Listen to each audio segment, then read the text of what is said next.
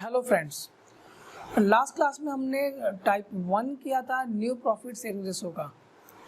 और आज हम क्वेश्चन स्टार्ट करने वाले टाइप 2 जो आपके टीएस अग्रवाल में क्वेश्चन नंबर 2 भी दिया हुआ है। ठीक है, अब देखिए इसमें क्या है। इसमें देखिए लिखा है Ravi and Mukesh are sharing profit in the ratio of 7:3 कि रवि और मुकेश हमारे दो पार्टनर्स हैं और इनका रेशो हमें 7:3 दिया हुआ है। दे admit Ashok for 3/7 share in the firm which he takes 2/7 from Ravi and 1/7 from Mukesh.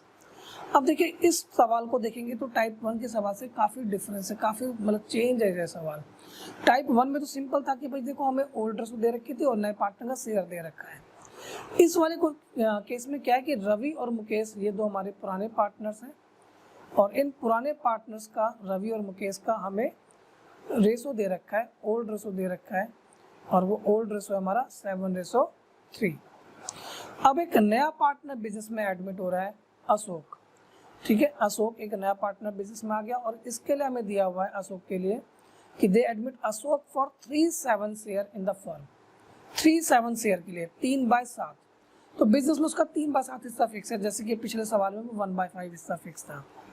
ठीक है, लेकिन इसमें देखो आगे क्या लिखा है, मेन जो सवाल की जो लाइन है। ठीक है, तो इसमें आगे लिखा है देखिए they admit Ashok for 3/7 share in the firm which he takes 2/7 from Ravi and 1/7 from Mukesh. कि अशोक जो 3/7 शेयर के लिए बिजनेस में आया, कुछ हिस्सा उसे रवि से मिला है और कुछ हिस्सा उसे मुकेश से मिला है। और देखो होता भी ऐसा ही है कि भाई नया पार्टनर अगर बिजनेस में आ रहा है वो तो खाली आता है ना, नया पार्टनर तो उसे अगर किसी ने दिया होगा तो किसने दिया होगा बिजनेस में हिस्सा, उसे पुराने पार्टनर्स ने दिया होगा। तो यहाँ पर इसे आप कह सकते हो फ्रॉम वाला टाइप। क्या कह सकते हो इसे आप? फ्रॉम। फ्रॉम का मतलब ये हो गया कि भाई कुछ इससे फर्स्ट पार्टनर यानी रवि से सेक्रीफाइस हुआ और कुछ सेकंड पार्टनर यानी मुकेश ने, यानी कुछ रवि ने सेक्रीफाइस किया, कुछ मुकेश ने सेक्रीफाइस किया। और रवि ने कितना सेक्रीफाइस किया, मुकेश ने कितना सेक्रीफाइस किया, देखिए वो हमें दिया हुआ है कि विच ही टेक्स 2/7 फ्रॉम रवि और 1/7 फ्रॉम मुकेश। कि रवि से 2/7 और मुकेश से 1/7। तो ये रवि का सेक्रीफाइस दिया हुआ है और ये मुकेश का सेक्रीफाइस दिया हुआ है। तो इसमें हम इसे आप फ्रॉम वाली टाइप से याद कर सकते हो कि भाई हमारी फ्रॉम वाली टाइप है कि रवि सेक्रीफाइस और मुकेश सेक्रीफाइस इसमें हमें डायरेक्ट दिया हुआ है। तो जब भी आपको देखो रवि और मुकेश इस तरीके से सेक्रीफाइस दिया होता है तो अब आप इसमें वो पहले जैसा आपने किया था ना, लेट टोटल शेयर 1, उस तरीके से सवाल को नहीं करेंगे। तो देखिए कैसे करेंगे, देखिए तो इसमें क्या है, देखिए हमें दोनों का ओल्ड रेशो दे रखा है रवि और मुकेश का 7:3। ठीक है, अच्छा अब इसमें से हमें ये बता दिए जो नया पार्टनर है यानी कि अशोक, उसका हिस्सा कितना है, अशोक शेयर 3/7। और ये हिस्सा उसे मिला किससे, कुछ रवि से और कुछ मुकेश से। तो रवि से कितना मिला, जितना रवि से मिला वो रवि का सेक्रीफाइस और जितना मुकेश से मिला वो मुकेश का सेक्रीफाइस। ठीक है, तो रवि का सेक्रीफाइस 2/7 और मुकेश का सेक्रीफाइस 1/7। ठीक है, अच्छा अब देखो रवि ने दिया, कुछ मुकेश ने दिया, तो रवि और मुकेश का जो हिस्सा था बिजनेस में वो कम हो जाएगा। देखिए पहले कितना हिस्सा था रवि का, तो रवि का देखो पहले हिस्सा था 7/10, जिसमें से 2/7 उसने सेक्रीफाइस कर दिया। तो 7/10 में से अगर मैं वो 2/7 माइनस कर दूंगा तो रवि का बचा हुआ हिस्सा आ जाएगा, यानी वो उसका न्यू शेयर होगा। ऐसे मुकेश के लिए बात करें तो मुकेश का हिस्सा था 3/10, जिसमें से 1/7 उसने भी सेक्रीफाइस कर दिया नए पार्टनर के लिए। तो अगर मैं ये सेक्रीफाइस उसके ओल्ड शेयर में से माइनस कर दूंगा तो मुकेश का भी बचा हुआ हिस्सा आ जाएगा, यानी उसका न्यू शेयर। तो यहाँ पे न्यू शेयर इसी तरीके से निकाला जाएगा कि रवि न्यू शेयर, ठीक है, तो उसका ओल्ड शेयर था 7/10, उसमें से माइनस हो जाएगा 2/7। ठीक है, 10 और 7 का एलसीएम लोगे 70 आ जाएगा।